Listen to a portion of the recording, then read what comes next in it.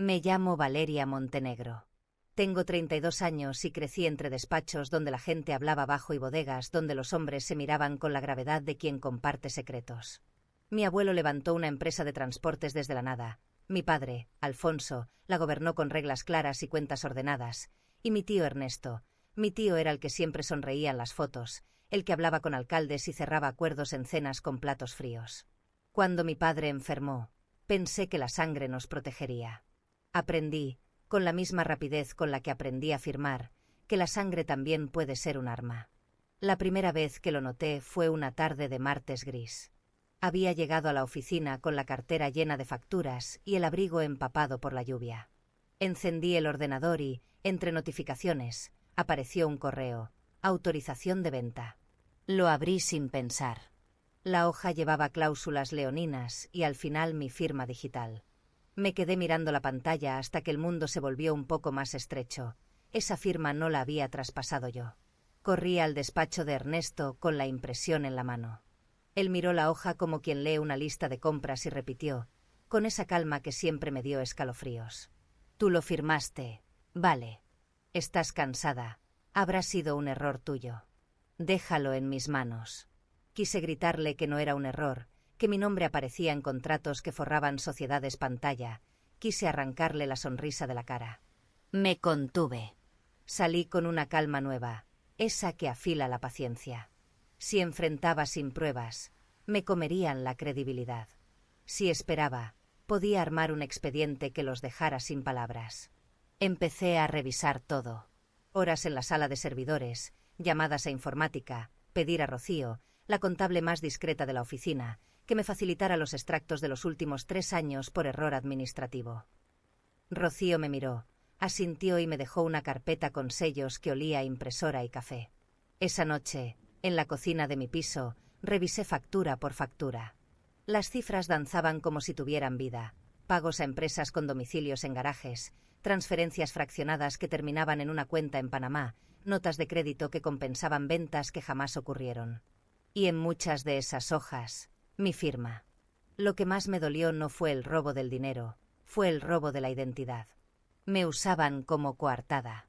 Con mi etiqueta podían tapar agujeros, abrir puertas. Lo entendí en el mismo instante en que, entre las impresiones, apareció el nombre de Sol de Invierno, S.A., una matriz diminuta de papel, una sociedad que servía para desviar. Debajo, una nota: Operación Limpieza. Firmado: E. de Ernesto, claro. Quise lanzar el sobre contra la pared. Me limité a guardarlo en una caja metálica bajo la cama, donde mi abuelo escondía las botellas más caras. Al día siguiente, la llave del despacho tenía otra cerradura. Alguien la había forzado. Las carpetas con mis observaciones habían desaparecido y en su lugar había documentos preparados, con anexos escritos por alguien que conocía mis tachaduras y mis reservas y las había borrado con frío. En la pantalla del ordenador de un asistente encontré un duplicado de mi token. En el calendario, una serie de reuniones ficticias a horas en las que yo estaba con clientes. Todo era un teatro para hacerme ver como la autora de un despropósito. Un golpe más concreto vino cuando pillé a Marta, la hija de Ernesto, con mi ordenador abierto. Me miró como quien se sorprende al ver a alguien que no debería estar. Ella recogió la pantalla con un movimiento mecánico y dijo: Valeria, estás exagerando. Mi padre se encarga. No te agobies. La bolsa en la que escondía papeles tenía un sobre con mi firma. ¿Anticipación? Soberbia.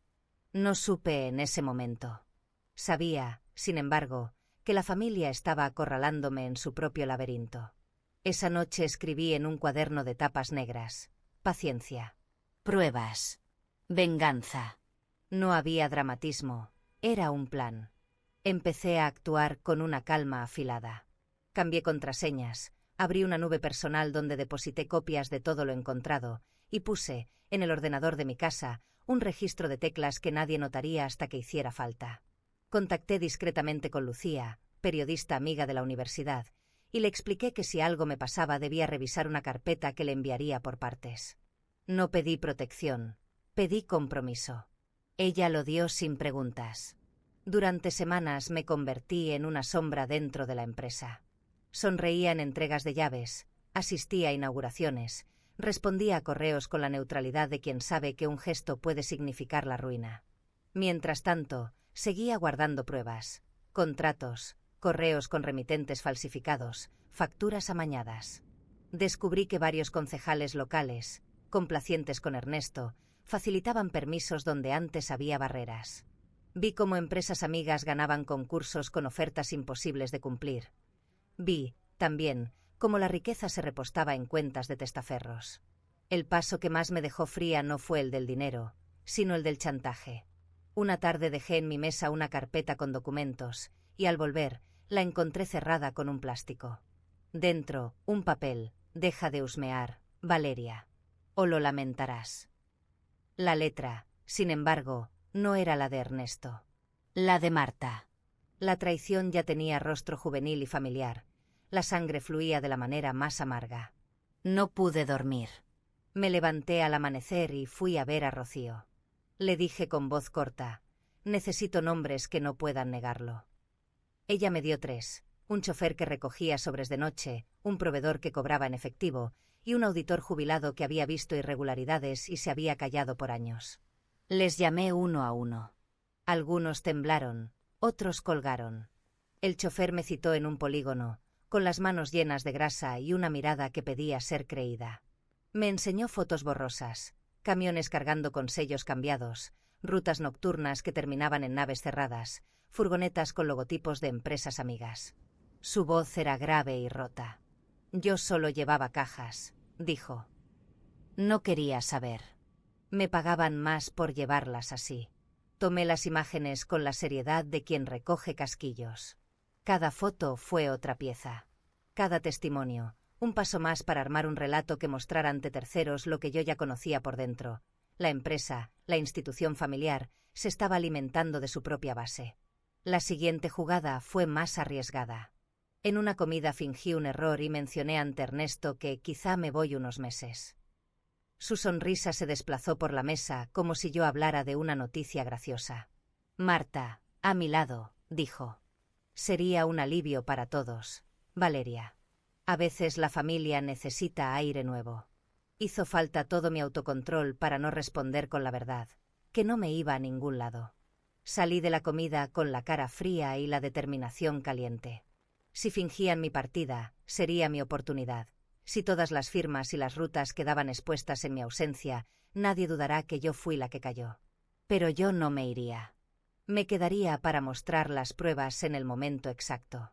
En la soledad de mi apartamento abrí la caja metálica y extendí los documentos sobre la mesa. Ordené cronológicamente los pagos, marqué con rotulador las coincidencias, añadí el nombre de cada beneficiario. Hice copias cifradas y las mandé a 3 cuentas fuera del país con títulos neutros. En la madrugada tomé una decisión más: colocar una cámara en el pasillo que apuntaba a la puerta del despacho. Si alguien entraba a manipular documentos, lo sabría. La venganza, pensé, no es ruina ciega. Es precisión. Y la precisión exige tiempo. Había comenzado a acumular piedras para derrumbar su monumento. La casa se mantenía en pie por el silencio y la costumbre. Yo iba a convertir ese silencio en una catedral de pruebas. Y, cuando llegara el trueno, preferí que fuera un trueno con nombre y firma. La noche en que coloqué la cámara del pasillo fue la primera vez en semanas que sentí los huesos menos tensos. Ver el pequeño ojo negro apuntando hacia la cerradura me dio la sensación de que, por fin, alguien miraba por mí. Rocío vino esa madrugada a comprobar que todo funcionara. Traía 2 cafés, una linterna y esa mirada práctica que me calmaba. ¿Estás segura de esto?, preguntó mientras yo ajustaba el encuadre. Si te descubren antes de tener todo, te arrepentirás. Lo sé, contesté.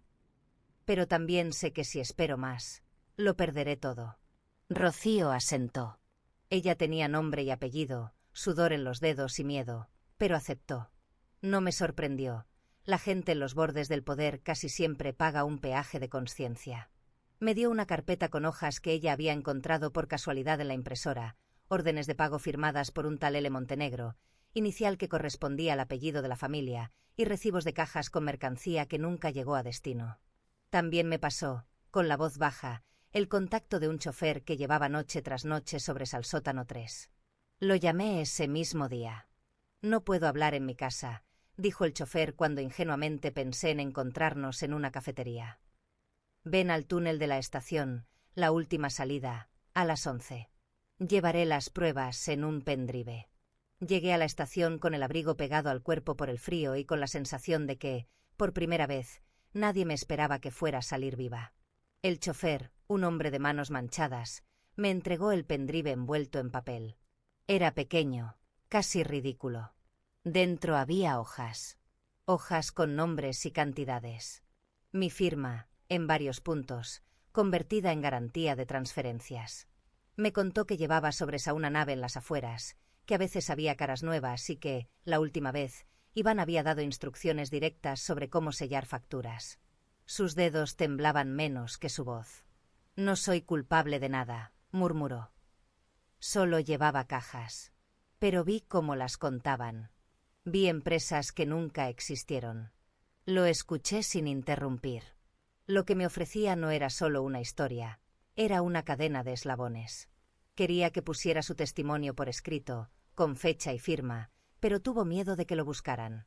Le prometí anonimato y le facilité la manera de dejar copia en un buzón seguro que yo había alquilado con nombre falso. Se fue con las manos vacías y la espalda un poco más recta. El primer aliado era un hombre con olor a aceite y a cigarrillo. Su voz tendría más peso de lo que él imaginaba.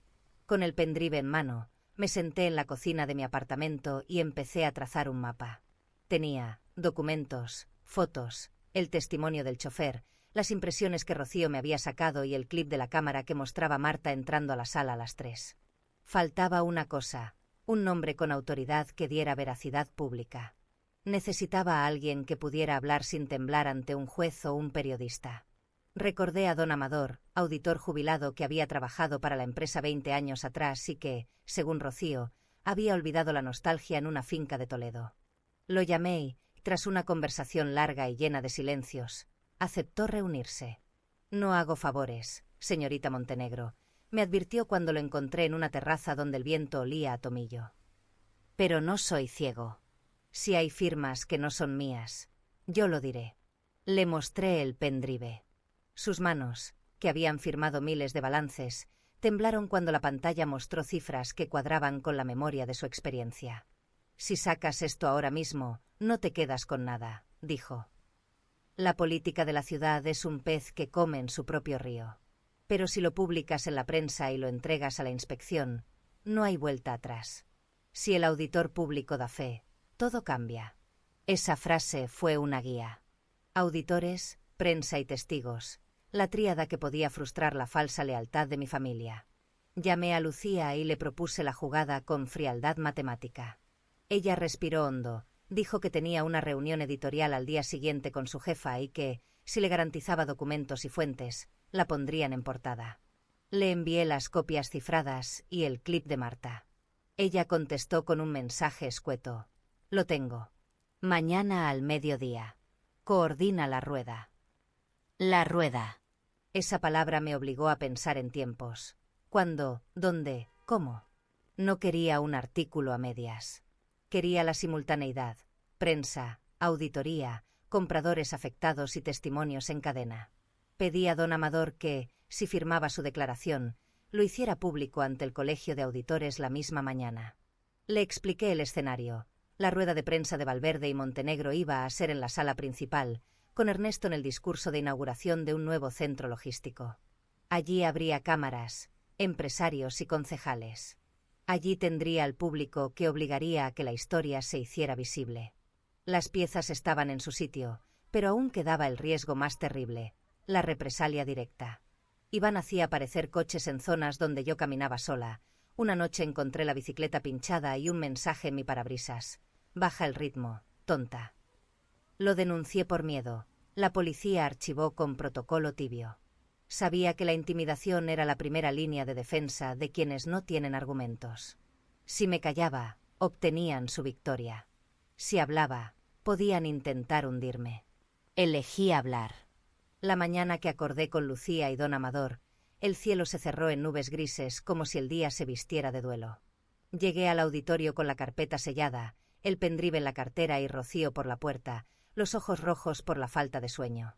Teníamos previstos controlar la entrada, un abogado con buena cara en la puerta para frenar a cualquier intruso. Entré y el olor a madera nueva me golpeó la garganta. Allí estaba Ernesto en la tarima, con la corbata clavada como una medalla, sonriendo a los periodistas que ya susurraban. Marta, impecable, aplaudía con las manos finas. Cuando el micrófono pasó a mis manos para dar la apertura técnica del nuevo centro, sentí que los ojos de mi familia se posaban en mi nuca como cuchillos tibios. Respiré, abrí la carpeta y, sin dramatismos, dije: antes de mostrarles el plan operativo, me gustaría compartir una preocupación de carácter administrativo que hemos descubierto en los últimos meses. El murmullo no fue inmediato, fue un temblor que recorrió la sala. Busqué la mirada de Lucía en la primera fila. Ella asentó y su cámara enfocó. Saqué el pendrive y lo conecté al proyector. En la pantalla, una lista de transferencias, firmas, nombres de empresas pantalla y la foto borrosa del camión con el sello cambiado. Había sudor frío en mis manos, pero mi pulso estaba firme. Ernesto dio un paso hacia mí, la sonrisa endurecida. Marta tragó saliva. Vi a Iván en primera fila, como en un combate, sin saber aún si atacar o esconderse. Y en ese instante, cuando las cifras se hubo proyectado y la sala guardó silencio, el teléfono de Lucía sonó. Su gesto fue corto. La tengo. Entonces, desde las pantallas de la prensa que aquel día cubrían el evento, comenzaron a llegar mensajes que no podíamos controlar, correos de vecinos estafados, audios de proveedores indignados y la llamada del colegio de auditores confirmando que don Amador estaría ahí en 40 minutos. El aire se volvió denso y la gente empezó a mirar de un lado a otro como si, por primera vez, entendiera que la fiesta tenía un invitado no deseado, la verdad. Mi familia me miró con esa mezcla de incredulidad y rabia que precede a la caída. Afuera, un coche frenó en seco. Uno que reconocí por la matrícula. Era el mismo coche rojo que me había seguido semanas atrás. Miré a la sala. Tenía las pruebas, los aliados, la prensa y el tiempo en mi favor. Y sin embargo, todo podía romperse en segundos. Abrí la boca para continuar cuando, desde el fondo, alguien gritó mi nombre con voz cortada. Era la puerta del auditorio abriéndose de par en par, y detrás, una figura que no esperaba. Mi padre, apoyado en el marco, pálido, con una mirada que mezclaba traición y cansancio. El auditorio se quedó helado cuando mi padre apareció apoyado en el marco de la puerta. Alfonso Montenegro, el hombre que había fundado todo con las uñas y la sangre, llevaba semanas en cama y nadie esperaba verlo ahí. Su rostro estaba pálido, pero su mirada era de acero. Los murmullos corrieron como un incendio silencioso. Ernesto se giró hacia él con una sonrisa impostada. Marta apretó los labios. Yo solo pude sostener la carpeta entre mis manos, como si de un escudo se tratara. Valeria, la voz de mi padre retumbó más fuerte que el micrófono. ¿Qué estás haciendo? Me tembló el estómago, pero no la voz. Defendiendo lo que tú me enseñaste, la verdad. El silencio fue absoluto. Ernesto intentó intervenir. Hermano, no la escuches. Está confundida. La enfermedad te ha mantenido lejos, y ella. Pero mi padre levantó la mano. Ernesto, ¿es cierto lo que dice?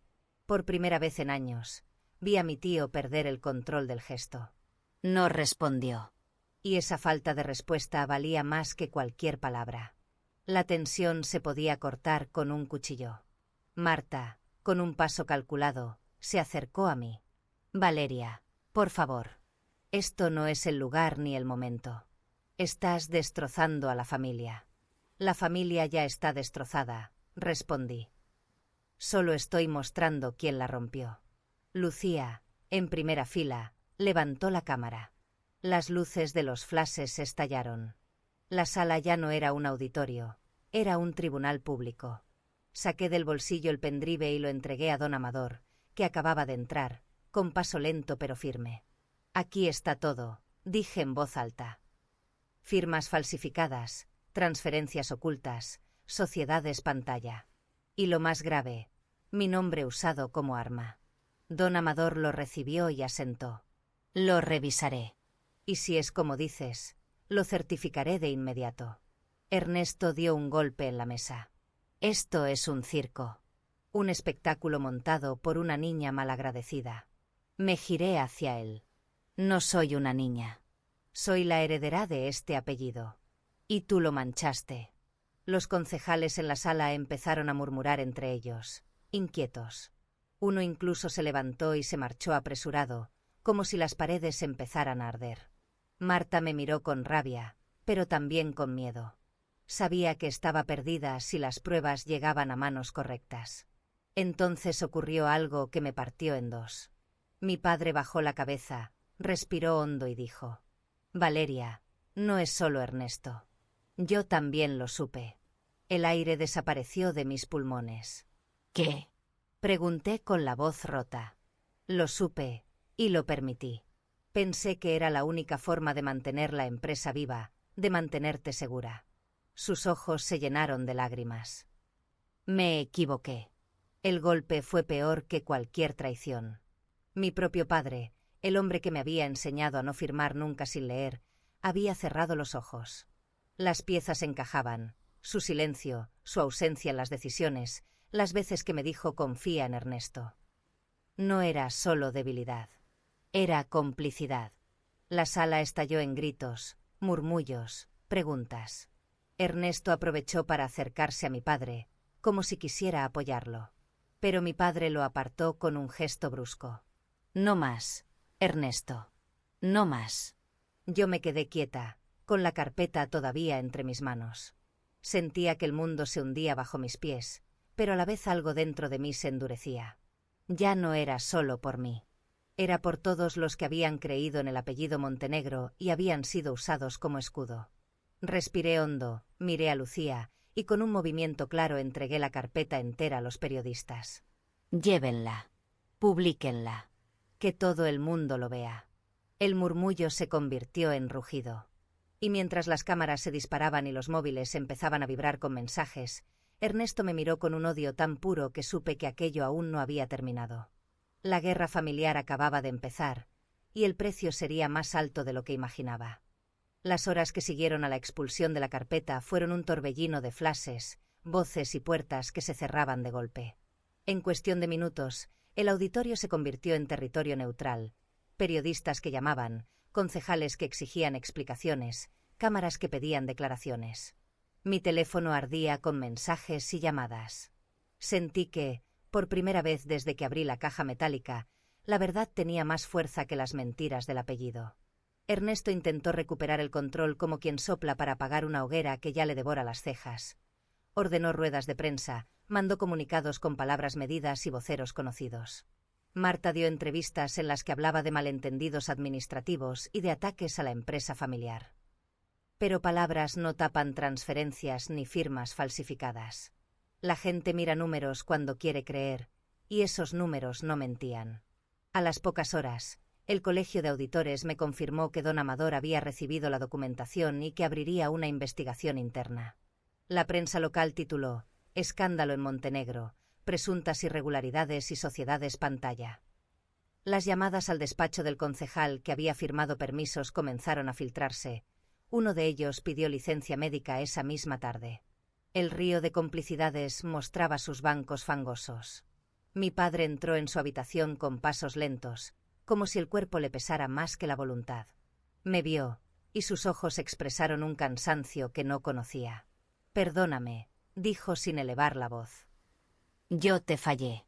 No supe qué decir». Había esperado la furia, la negación, la excusa. En cambio, oí la voz de un hombre que, demasiado tarde, comprendía la magnitud de su silencio. Lo abracé con torpeza. Él respondió con esa misma torpeza de quien aprende a sostener algo que había dejado caer. La policía financiera llamó esa noche. Puede presentarse en comisaría mañana a primera hora para una declaración voluntaria. La llamada fue un filo que me cortó el sueño y me dio alivio a la vez. Si ellos querían que diera mi versión, yo tendría ojos oficiales que miraran mis pruebas y las transformaran en cargos.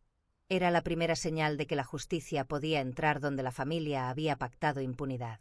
Ernesto no se quedó quieto. Como estratega improvisado, empezó a mover fichas. Llevó a 2 administradores de empresas pantalla a declarar que él no había actuado solo. Ofreció a Marta como cabeza visible para acotar daños. Pero sus maniobras olían a rescate mal hecho. Los fiscales ya tenían correos, transferencias y testigos. Cuando llegaron citaciones a varias cuentas, vi el primer temblor real en su mirada. No era la misma sonrisa que cerraba tratos con alcaldes, era la conciencia de que el pasado no se compra con abogados caros. La primera detención se produjo 10 días después. Iván fue citado por la policía. Allí, frente a 3 agentes, reconoció que había participado en la confección de facturas falsas. La declaración fue un latigazo. Arrestaron a un par de testaferros esa misma semana. Con cada detención, aparecían documentos que apuntaban directamente a Ernesto y a su círculo. El desplome fue meteórico, bancos que congelaban cuentas, empresas que se desvinculaban, proveedores que exigían auditorías. Marta, en un gesto que me confundió, se presentó en mi oficina con la cara pálida y los ojos anegados. Llevaba un bolso con papeles, y cuando lo abrió, vi que traía contratos que no conocía y extractos que no podían fingirse. Sus manos temblaban. Papá me dijo que todo era para proteger la empresa, susurró. Yo creí. Firmé cosas porque confiaba. Lo siento. Vale. De verdad. No fue una disculpa que borrara noches. Fue una confesión que me permitió entender la fractura generacional. Marta había sido criada entre el aplauso fácil y el silencio cómplice. Acepté los papeles sin júbilo. La pena no es más limpia que la venganza. A veces solo difieren en su sabor. El día que Ernesto fue detenido, la sensación fue de un cenicero que cae y rompe sus cenizas. Lo esposaron en la puerta de su mansión, y mientras leía en su rostro la incredulidad, pensé en las cenas, en los abrazos, en las veces que me repitió que siempre me cuidaba. Su guardia juró que era un error. Sus abogados hablaron de campaña mediática. Pero los documentos no mienten. La contabilidad de la corrupción es más fiel que la memoria de los hombres. La empresa, entretanto, tembló.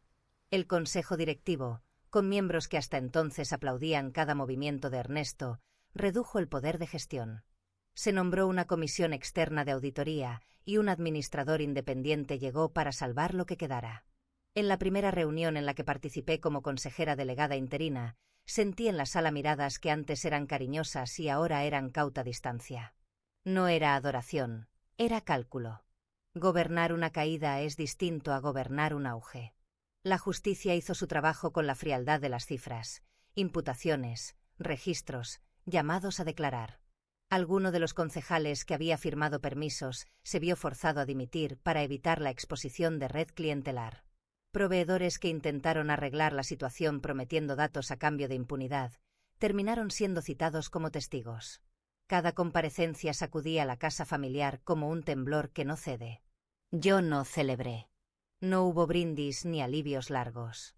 La limpieza exigió amputaciones. Empleados con años de servicio pagaron por la negligencia de sus jefes.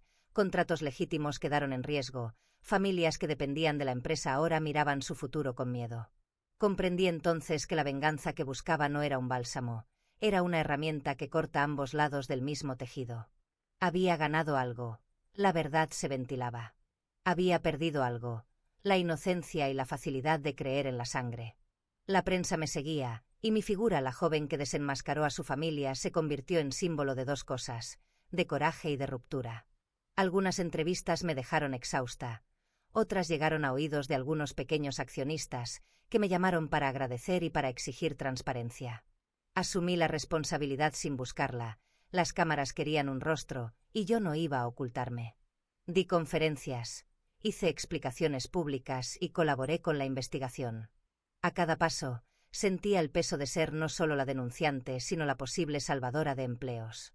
Mi padre empeoró en la semana siguiente.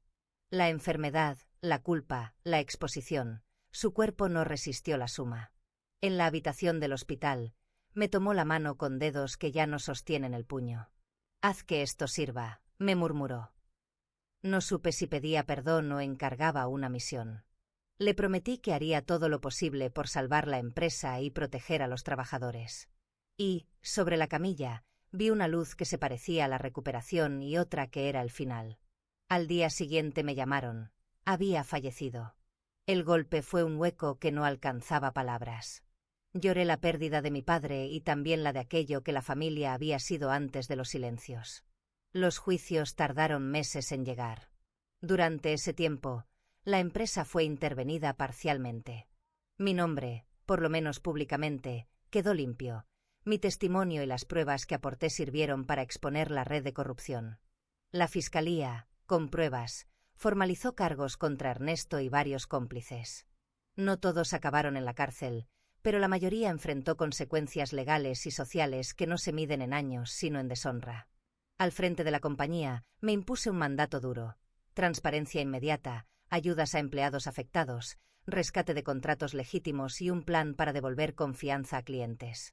Nombré un comité de control y me rodeé de auditores externos. No era un gesto de poder, sino de necesidad. La empresa debía sobrevivir a la limpia sin dejar a la gente en la estacada.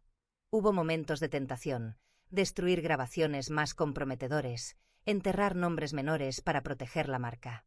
Cada vez que esa voz traicionera aparecía pensé en los rostros del chofer, de Rocío, de don Amador y de tantos trabajadores. Elegí ser estricta porque había prometido que la verdad no sería moneda de cambio. Con el tiempo, la marca recuperó parte de su brillo. Clientes volvieron, contratos renegociados entraron en vigor y la estructura se estabilizó. Pero la casa familiar ya no era la misma. El apellido Montenegro dejó de susurrar seguridad, pasó a ser un recordatorio de que la impunidad no es eterna. Marta, tras colaborar e implicarse en la reparación, se alejó por un tiempo para rehacer su vida lejos del apellido que tanto pesaba. Iván desapareció del mapa, algunos dicen que se fue al extranjero. Yo, en las noches, retomo el cuaderno de tapas negras. A veces escribo sin destino, nombres, fechas, lecciones. No busco venganza ya, esa necesidad primitiva se aplacó en la medida en que la justicia mostró su rostro. Ahora, mi objetivo es la reparación, de la empresa, de la gente, y si puede ser, de mi propio pasado.